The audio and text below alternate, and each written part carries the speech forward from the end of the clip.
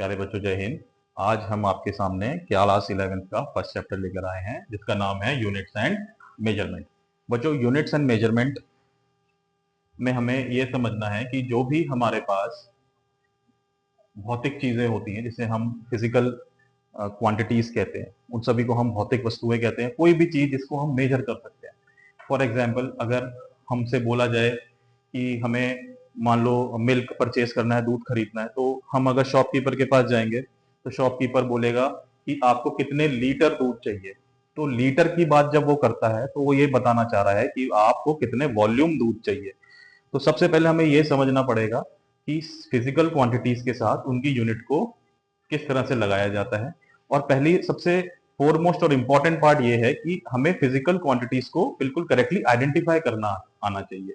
कई कई बार हम फिजिकल क्वांटिटीज को ही गलत आइडेंटिफाई कर देते हैं। फॉर एग्जाम्पल, अगर मैं आपके सामने कुछ क्वेश्चंस लिखूं। पहला क्वेश्चन है, which physical quantity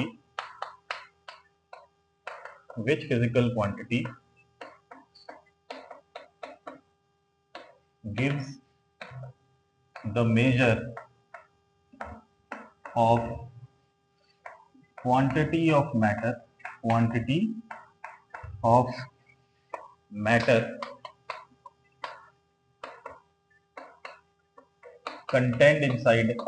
contained inside a body। तो अगर आपके पास चार ऑप्शंस दिए हों, एक हमारे पास हो मास, बी हमारे पास हो वॉल्यूम, सी हमारे पास हो डेंसिटी, या डी हमारे पास हो वेट। तो प्रश्न हमसे पूछ रहा है कि which physical quantity gives the measure of quantity of matter contained inside a body. हम सब जानते हैं बेटा, anything which occupy space and has mass is called matter. ऐसी कोई सी भी भौतिक वस्तु जिसके पास अपना मास है और वो कुछ volume, anything which occupied space and has mass is called volume. तो मैटर की जो क्वांटिटी है वो हमको इन चारों में से कौन सी फिजिकल क्वांटिटी बताती है। तो हम ऑप्शन में लगाएंगे, ए पे टिक करेंगे, क्योंकि मास वो फिजिकल क्वांटिटी है जो कि एक्यूरेटली बताती है कि किसी ऑब्जेक्ट के अंदर मैटर की क्वांटिटी क्या है। इसी के बाद बच्चों नेक्स्ट क्वेश्चन देखो, which physical quantity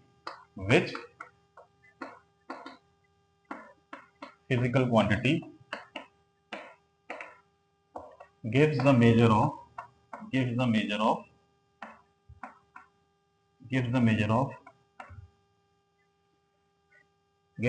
of inertia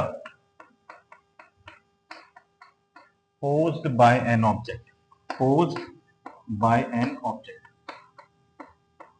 ऐसी कौन सी फिजिकल क्वांटिटी है जो कि इनर्शिया का मेजर बताती है। तो A mass, B volume, C density and D weight. तो बच्चों हमें यह बताना है कि कौन सी फिजिकल क्वांटिटी इनर्शिया का मेजर बताती है। तो हम जानते हैं कि जो इनर्शिया होता है वो न्यूटन ने अपने फर्स्ट लॉ में समझाया था और उसने सबसे पहले इनर्शिया को ही समझाया था। तो इनर्शिया जो होता है उसका मेजर हमारे पास मास बताता है। तो mass is a physical quantity which gives the measure of inertia which was explained by Newton in his first law। अपने पहले लॉ में न्यूटन ने मास के बारे में हमें समझाया था। फिर बच्चों क्वेश्चन 3 देखो, which physical quantity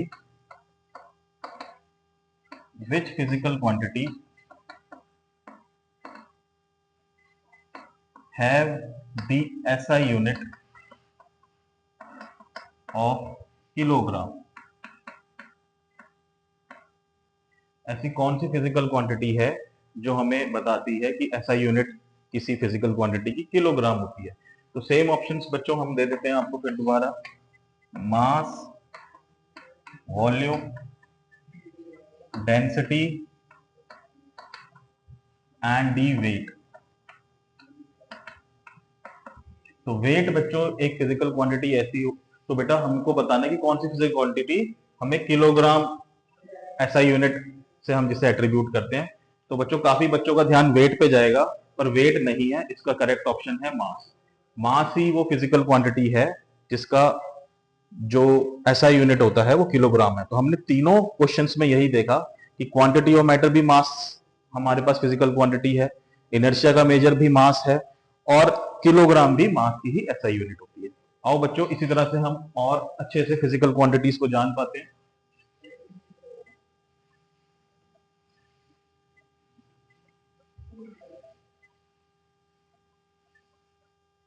next question देखो बच्चों, which physical quantity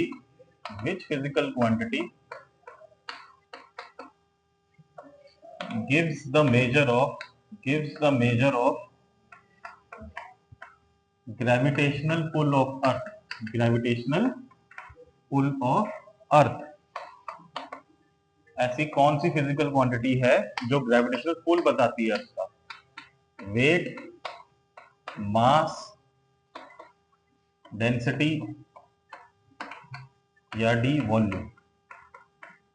तो ऐसी कौन सी फिजिकल क्वांटिटी है जो कि हमारे को ग्रेविटेशनल पुल ऑफ अर्थ बताती है? तो हम इसका उत्तर देंगे बच्चों वेट। वेट ही वो फिजिकल क्वांटिटी है जो ग्रेविटेशनल पुल ऑफ अर्थ बताती है। हम समझ सकते हैं, देखो बेटा, अगर किसी पर्सन किलोग्राम, हम देखेंगे बच्चों कि अगर हमारे पास जो वेट होता है उसका फॉर्मूला होता है m इंटू जी। अगर किसी व्यक्ति का वजन 85 न्यूटन है तो बच्चों उसका मास हमें निकालना है।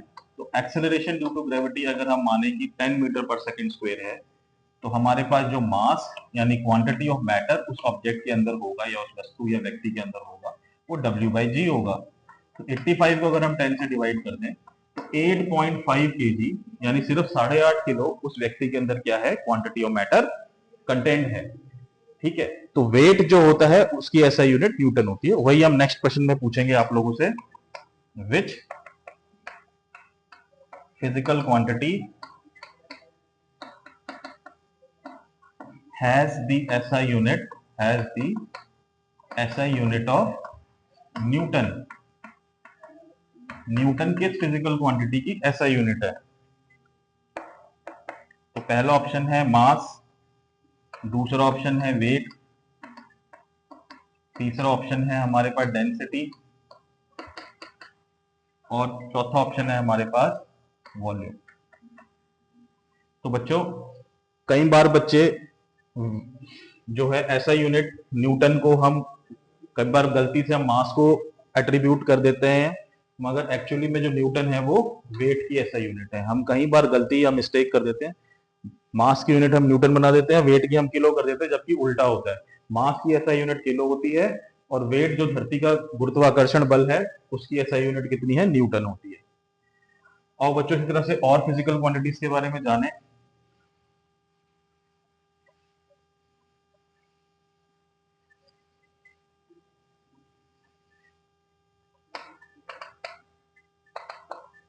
which physical quantity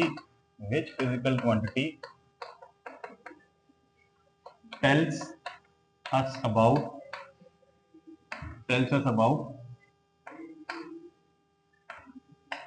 the space occupied by an object। ऐसी कौन सी फिजिकल क्वांटिटी है जो space occupied by an object बताती है? ए mass, B volume, C density या डी वेट। ऐसी कौन सी फिजिकल क्वांटिटी है जो कि स्पेस या फिर हम बोल सकते हैं साइज के बारे में बताती है? तो इन सभी में से बच्चों जो इकलौता ऑप्शन है जो करेक्ट है वो है वॉल्यूम। वॉल्यूम जो है किसी भी ऑब्जेक्ट के साइज या फिर हमारे स्पेस उसने कितना घेर रखा है उसके बारे में जानकारी देता है। तो बच्चों हमें करेक्टली फिजिकल क्वांटिटीज को आइडेंटिफाई करना पड़ेगा। अगर हम गलत ही आइडेंटिफाई कर लेंगे फिजिकल क्वांटिटीज को तो हम बिल्कुल ही गलत तरीके से फिजिक्स पढ़ रहे हैं। नेक्स्ट क्वेश्चन देखो बच्चों, which physical quantity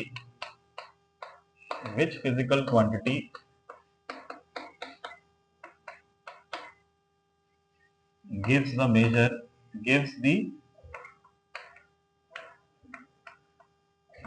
measure of heaviness of a substance। ऐसी कौन सी फिजिकल क्वांटिटी है जो हैवीनेस के बारे में बताती है। तो A mass, B volume, C density या डी वेट। अब अत्यधिक बच्चे जो होंगे इस सब प्रश्न का उत्तर दे देंगे वेट, या फिर कुछ बच्चे मास दे देंगे, बाकी ये दोनों ही गलत उत्तर हैं। किसी भी ऑब्जेक्ट की हैवीनेस बेटा हमको डेंसिटी एक्सप्लेन करती है। जो डेंसिटी होती है वो बताती है कोई ऑब्जेक्ट कितना हैवी है। एग्जाम्पल के तौर पे बच्चों देखो, अगर हम एग्जाम्पल देखें कि हमारे पास जो वाटर होता है, डेंसिटी होता है बच्चों हमारे पास मास अपॉन वॉल्यूम। तो कितने किलोग्राम मास प्रति मीटर क्यूब में बैठा हुआ है, यानी प्रति मीटर क्यूब वॉल्यूम में कितना मास बैठा हुआ है, वो हमारे पास डेंसिटी होती है। डेंसिटी बताती है कोई चीज कितनी भारी है या हैवी है। फॉर एग्जाम्पल अगर आप वाटर की डेंसिटी देखो बेटा, तो वो होती है 1 ग्राम पर सेंटीमीटर क्यूब। 1 ग्राम पर सेंटीमीटर क्यूब बेटा वाटर की डेंसिटी होती है। ये लगभग 1000 किलोग्राम प्रति मीटर क्यूब भी होती है। अगर इसको किलोग्राम और मीटर में कन्वर्ट किया जाए तो 1000 किलोग्राम प्रति मीटर क्यूब। यानी अगर मैं 1 मीटर की लंबाई, जो मेरी चेस्ट के बीच में से हाथ के टिप तक 1 मीटर लंबाई, 1 मीटर चौड़ाई और 1 मीटर हाइट, अगर 1 मीटर क्यूब का अगर एक बॉक्स ले लूं और उसमें मैं पानी भर दूं, वाटर भर दूं, तो उसका वजन हमारे पास लगभग लगभग 1000 किलो हो जाएगा, जो कि बहुत ही ज्यादा होगा। और इसी प्रकार बच्चों अगर मैं मरकरी की डेंसिटी देखूं, मरकरी का सिंबल होता है Hg। अगर मरकरी की डेंसिटी देखूं वो लगभग लगभग बेटा 16 ग्राम पर सेंटीमीटर क्यूब के अराउंड होती है। और अगर मैं इसको किलोग्राम में कन्वर्ट करूं तो 60,000 किलोग्राम पर मीटर क्यूब होती है। बेटा इतनी अप्रॉक्स में लिख रहा हूं। तो आप देख सकते हो कि एक ही मीटर क्यूब में, यानी अब उसी बक्से में 1 मीटर लंबाई, 1 मीटर चौड़ाई और 1 मीटर हाइट, इतने बॉक्स में अगर मैं मरकरी डाल दूं तो उसका वजन 16,000 किलो हो जाता है, यानी 1.6 मैट्रिक टन वजन हो जाता है। तो आप देख सकते हो सेम मीटर क्यूब में ये 1000 किलो मास कंटेन करता है, और 1 मीटर क्यूब में जो मरकरी है वो 16,000 किलो यानी 16,000 किलो मास कंटेन करता है। तो हैवी हमारे पास क्या हो गया, मरकरी हो गया। तो इस प्रकार से बच्चों हमें सबसे पहले फिजिकल क्वांटिटीज को करेक्टली आइडेंटिफाई करना पड़ेगा और उनको सही यूनिट से एट्रीब्यूट भी करना पड़ेगा। अगर हमने मान लो कि कोई हम कपड़ा खरीदने जा रहे हैं, तो उसमें हमने किस दुकानदार को बोल दिया कि इतने लीटर कपड़ा दे दो बजाय मीटर के, तो ये बहुत गलत हो जाएगा। तो बच्चों आओ इसी तरह से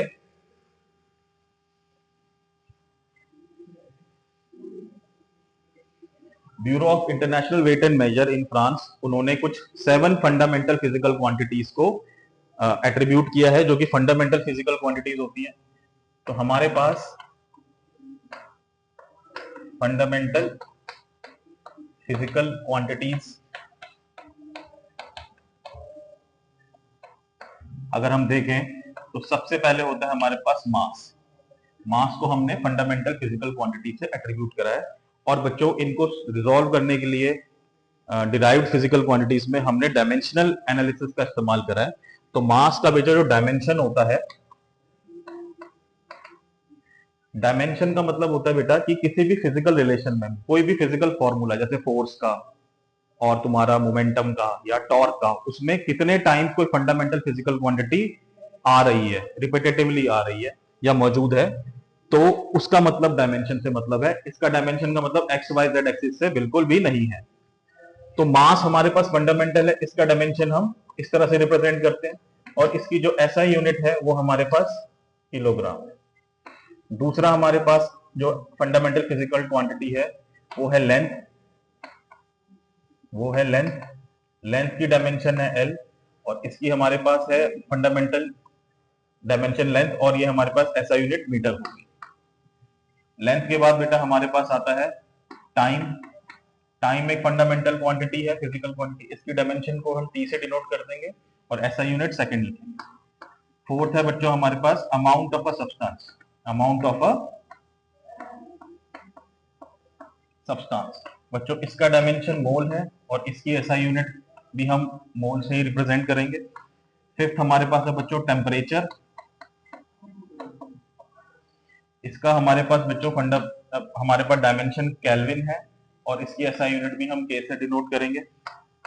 6 बच्चों हमारे पास है लुमिनस इंटेंसिटी। लुमिनस इंटेंसिटी की रोशनी हमारे पास कितनी होगी, इसको बेटे हम कैंडला से दिखाते हैं डायमेंशन में, और सीडी ही इसकी एसआई यूनिट भी होती है। और 7 बच्चों हमारे पास है electric current. Electric current, electric current का बच्चों डायमेंशन एम्पियर है और एसआई यूनिट भी एम्पियर है। ये 7 फंडामेंटल फिजिकल क्वांटिटीज हैं, और इसके आगे जितनी भी फिजिकल क्वांटिटीज होंगी, force, momentum, impulse, coefficient of viscosity, coefficient of friction, जितनी भी फिजिकल क्वांटिटीज हैं उनमें ये फंडामेंटल क्वांटिटीज मौजूद होंगी। इसी को हम डायमेंशनल एनालिसिस कहते हैं कि कोई फिजिकल क्वांटिटी अपने अंदर कितने फंडामेंटल फिजिकल क्वांटिटीज छुपाए बैठा है या उन फंडामेंटल फिजिकल क्वांटिटी से बना हुआ है। इसके अलावा बच्चों हमारे पास 2 सप्लीमेंट्री भी फिजिकल क्वांटिटीज होती है। 2 सप्लीमेंट्री फिजिकल क्वांटिटीज। एक होता है बच्चा हमारे पास प्लेन एंगल, एक होता है बच्चों हमारे पास प्लेन एंगल। तो प्लेन एंगल बच्चों जैसे सिंपल हमारे पास जो 2D एंगल होता है उसी को हम प्लेन एंगल कहते हैं। ये बच्चों डायमेंशनलेस क्वांटिटी, ये बच्चों डायमेंशनलेस क्वांटिटी है, क्योंकि जो थीटा होता है बच्चों वो L/R होता है। थीटा हमारे पास L/R होता है कि L लेंथ का जो आर्क है वो थीटा डिग्री का एंगल अगर सबटेंड करता है तो हमारे पास जो थीटा L और R में रिलेशन आता है वो हमारे पास कुछ इस तरह से आता है। तो ये भी लंबाई का डायमेंशन उठाता है और रेडियस भी लंबाई है, ये भी डायमेंशन इसी को उठाएगा, तो कट के 1 हो जाता है। तो इसका मतलब प्लेन एंगल मेरे पास डायमेंशनलेस क्वांटिटी है, पर इसकी एसआई यूनिट बच्चों हम क्या लिख देते हैं, रैड लिखते हैं। रैड का मतलब होता है बच्चों रेडियंस। रेडियंस हम सभी जानते हैं, मैथ्स हमने पढ़ा है कि एंगल को हम या तो डिग्रीज में मेजर करते हैं, या तो रेडियंस में मेजर करते हैं, या तो हम ग्रेड्स में मेजर करते हैं। तो रेडियंस और डिग्रीज एक प्रचलित माध्यम है, यानी कि बहुत ही फेमस तरीका है जिसमें हम एंगल्स को रिप्रेजेंट करते हैं। और सब बच्चे जानते हैं कि 180 degree is equal to pi radians के बराबर। Pi radians that is 3.14 rads. इसी के अलावा बच्चों हमारे पास दूसरी जो सप्लीमेंट्री फिजिकल क्वांटिटी है वो सॉलिड एंगल है। सॉलिड एंगल बच्चों की मान लो कोई आपके पास आइसक्रीम का कोन है और यहाँ पे कोई एक 3D एंगल आपका कुछ बन रहा है तो उसे सॉलिड एंगल कहते हैं। तो ये भी आपके पास डायमेंशनलेस क्वांटिटी है, ये भी डायमेंशनलेस क्वांटिटी है, और इसकी जो एसआई यूनिट हम इस्तेमाल करते हैं वो हम यूज कर लेते हैं स्ट्रैड। इसकी हम एसआई यूनिट यूज कर लेते हैं स्ट्रैड। तो आओ बच्चों इसी डायमेंशन की नॉलेज से हम डिफरेंट फिजिकल क्वांटिटीज जो इन डायमेंशन इन फंडामेंटल फिजिकल क्वांटिटी से बनी हुई है उनके डायमेंशंस और यूनिट हम आइडेंटिफाई कर सकते हैं। तो देखो बच्चों सबसे पहले हमारे पास है finding the dimensions of derived physical quantities. Derived physical quantities, derived physical quantities. सबसे पहले बच्चों देखो कि अगर हमें निकालना है कि वेलोसिटी का डायमेंशन क्या होगा, या तुम्हें मानना है कि एरिया का डायमेंशन क्या होगा, तो एरिया सब बच्चे जानते हैं होता है length into breadth. Length into breadth होता है। तो लेंथ की डायमेंशन भी बेटा लेंथ है और ब्रेड्थ की डायमेंशन भी हम लेंथ लेंगे, तो बच्चों ये हो जाएगा L²। इसकी एसआई यूनिट होती है मीटर, तो यानी एरिया की एसआई यूनिट हमें क्या मिल गई, मीटर स्क्वायर। इसी तरह से बच्चों अगर हमें बोलते हैं वॉल्यूम, तो वॉल्यूम होता है length into breadth into height. तो सभी के सभी फिजिकल क्वांटिटीज हमारे पास लेंथ की ही डायमेंशन उठाएंगे, तो ये हो जाएगा L3। तो इसकी ऐसा यूनिट हो जाएगी मीटर क्यूब। अगर बच्चों हमसे पूछा जाए डेंसिटी क्या होती है, तो मैंने अभी बच्चों फॉर्मूला लगाया था, डेंसिटी होती है मास अपॉन वॉल्यूम। तो मास का डायमेंशन m और L3 हो जाएगा मेरे पास वॉल्यूम का डायमेंशन। बेटा अगर बेस डिनोमिनेटर में है तो ऊपर जाके वो ऊपर चला जाएगा पर उसकी डिग्री नेगेटिव हो जाएगी, तो हमारे पास हो जाएगा ml-3। तो मास का किलोग्राम और इसका हम बेटा पर मीटर क्यूब लिख लेंगे। तो किलोग्राम पर metre cube is the dimension of density. इसी तरह से बच्चों हम वेलोसिटी का डायमेंशन फाइंड आउट कर सकते हैं। वेलोसिटी बच्चों होता है हमारे पास परिवर्तन इन डिस्टेंस, dx बाई dt बोल सकते हैं,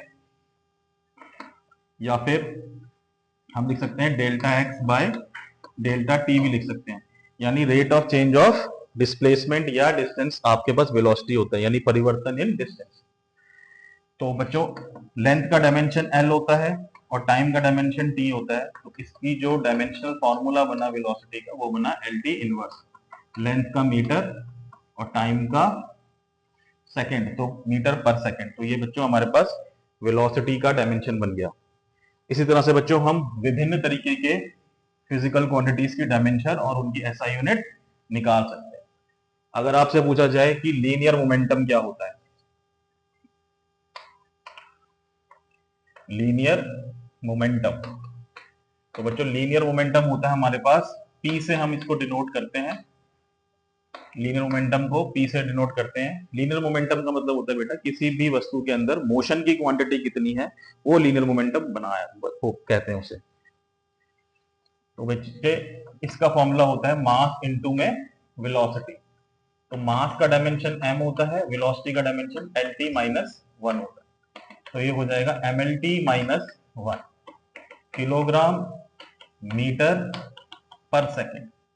तो बच्चों हमारे पास ये किलोग्राम मीटर पर सेकेंड हो जाता है। इसी तरह से बच्चों हमारे पास अगर फोर्स का डायमेंशन हमें निकालना आ जाए, फोर्स क्या होता है, तो हम फोर्स बोलते हैं बेटा rate of change of linear momentum is force, rate of change of linear momentum is force.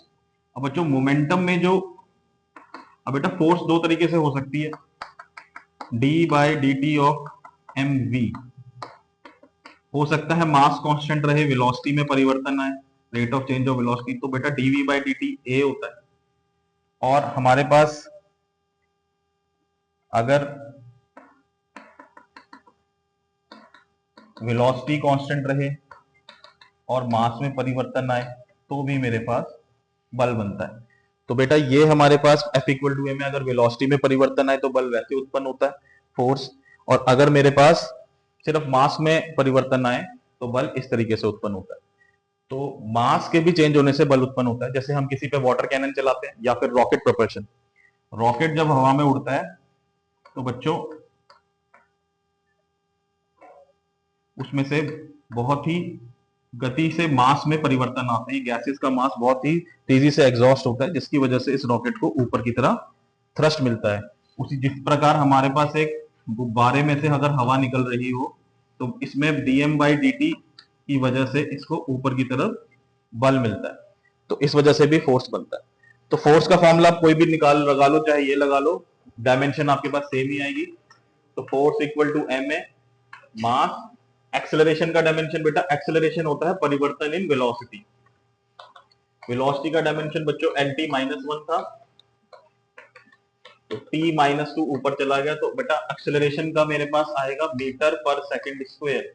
तो एक्सेलरेशन का डायमेंशन मीटर पर सेकंड स्क्वायर होता है, यही डायमेंशन हम एक्सेलरेशन की फोर्स में भी इस्तेमाल कर लेंगे। तो MLT माइनस 2 किलोग्राम मीटर पर सेकंड स्क्वायर हमारे पास डायमेंशन हो जाएगी फोर्स की। इसको बच्चों हम 1 न्यूटन भी कह देते हैं, साइंटिस्ट को रिस्पेक्ट देने के लिए हम उसके नाम का इस्तेमाल कर लेते हैं। तो 1 किलोग्राम मीटर पर सेकंड स्क्वायर को हम 1 न्यूटन भी कह सकते हैं।